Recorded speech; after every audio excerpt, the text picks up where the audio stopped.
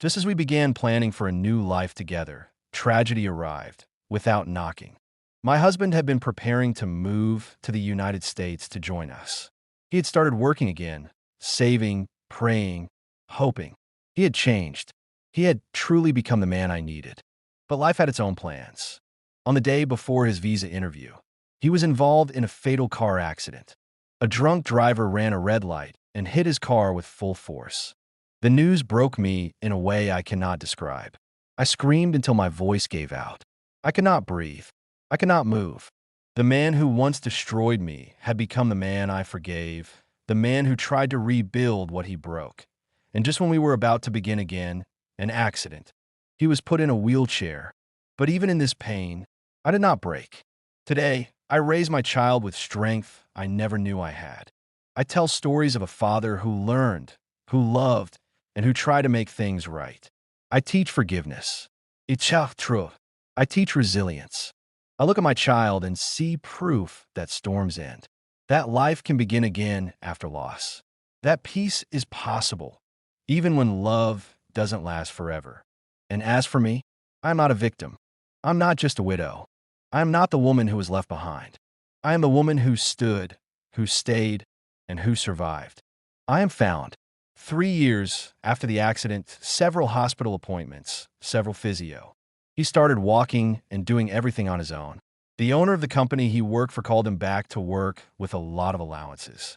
Back to his feet again. According to my husband, he smells something unusual. That the driver was never a man, rather a lady that looked like his ex-wife.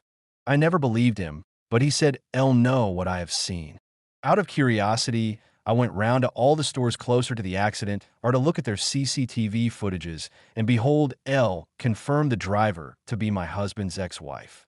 Without going to the house, I went straight to the police station while waiting for my husband to write his statements that lead to the arrest of the ex-wife. In her statement, she said she is frustrated and angry because it was her child that makes her happy in all her chaos, but the father of my child came for him, which left me lonely and sad. I can't believe the ex-husband won't be her, so she decided to end him by running into his car. She was so bold to admit with no regret. Within 1 month of trial at the court, she has been sent to prison for 10 years. Knowing all this, my husband finally relocated to the state. We leave happily, ever no drama from anyone. I thought my husband will change after many years together in the state. Of course, we have our misunderstandings once in a while as normal couples.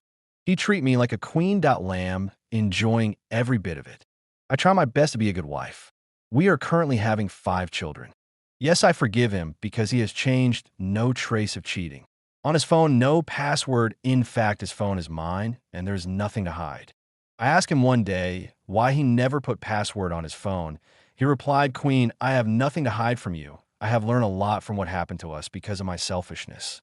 I am not ready to trade my wife, my children, and my marriage for a 5 seconds enjoyment.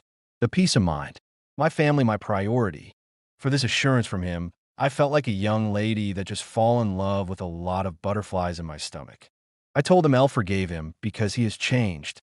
That moment we had no option that to do us 2 lovebirds.